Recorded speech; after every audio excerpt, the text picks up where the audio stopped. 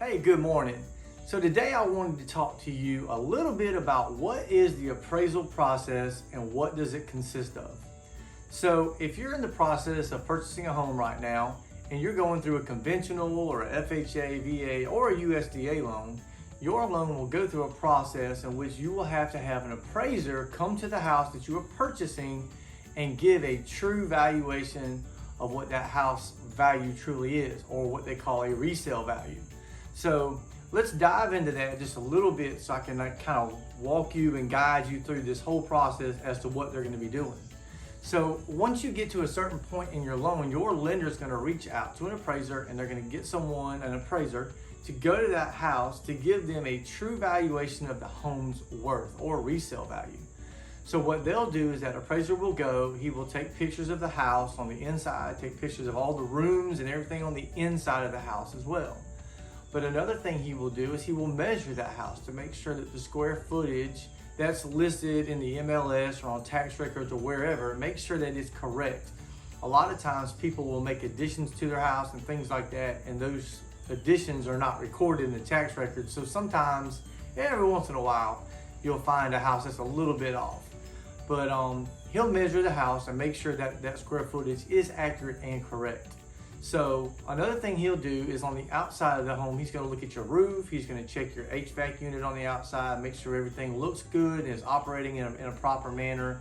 He's going to check your eaves and your soffits, especially if you have wood siding on the side of the house. He's going to make sure there's no chip and paint. A lot of that comes into play mostly on houses that were built prior to 1978, when you had to worry about the lead-based paint. So if there is any of that stuff will have to be addressed prior to closing, because he can actually write that stuff up as, you know, here's the value subject to these items being repaired prior to closing, and that will hold your loan process up until those items have been corrected. But he's going to check around your windows, make sure there's no broken panes, make sure there's no cracks in the window sills, all that type of stuff. He's just basically looking to make sure there's no defects on the outside exterior part of the home. Now, once he goes to the inside, he's basically going to be doing the same thing. He's going to be looking inside your breaker panels, make sure you don't have any old breaker panels, anything that could potentially or possibly become a problem down the road. He's going to be looking at your floors, things like that, just any kind of defect that could be in the house. Typically, the one that I see the most is breaker panels and, believe it or not, access into your attic. So your stairs that come down, a lot of times there's hardware missing, or maybe one or two of the steps is broken, or if the feet don't sit flush on the floor, if like just the points touch, that's an issue too. And I've seen a lot of appraisers actually write that up too as safety issues, and they'll require you to actually have that fixed prior to your loan going forward and them giving a true valuation of the house. Here's the other thing on that too.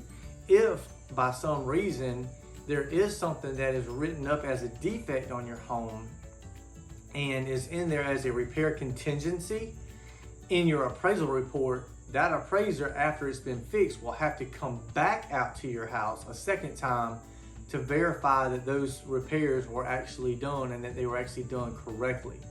And then he'll give the okay to the lender. But until all that's done, that puts a screeching halt to your loan, and everybody's just kind of sitting around just waiting on things to not happen because nothing's happening. So it's really important, if you're a seller, to make sure that when you are preparing to list your home with a realtor, make sure you choose a realtor that will go around your house with you and actually point out some of those things that could potentially be a problem, down the road, because you kind of really want to avoid those kind of problems, because it just puts a halt to everything, and sometimes can tie you up for a week, maybe 2 or 3 at the most. And everybody wants everything to roll smoothly.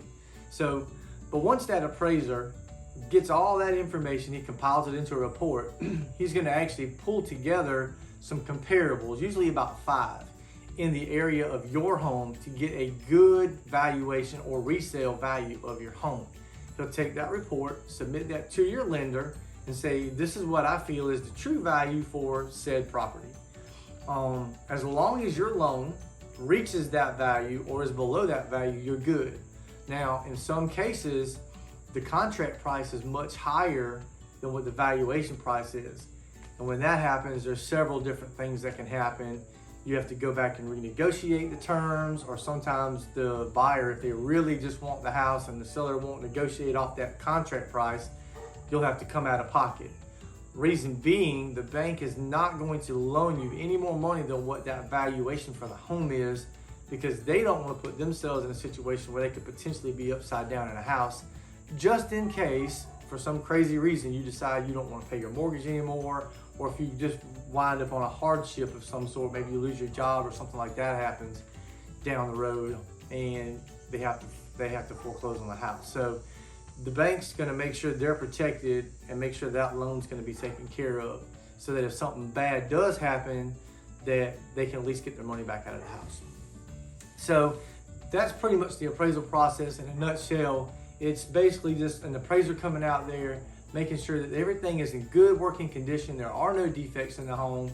If they are, he will, write those up. You'll have to get those corrected, and then he gives you a true resale valuation of your home's worth and the home that you're purchasing. So if you want some more tips like this, and you want some more information like this, or anything real estate related, feel free to follow me on my Instagram, my YouTube, Facebook. All my pages is the same. It's Mike Walker, SC Realtor. And until the next time, take care and be blessed, guys.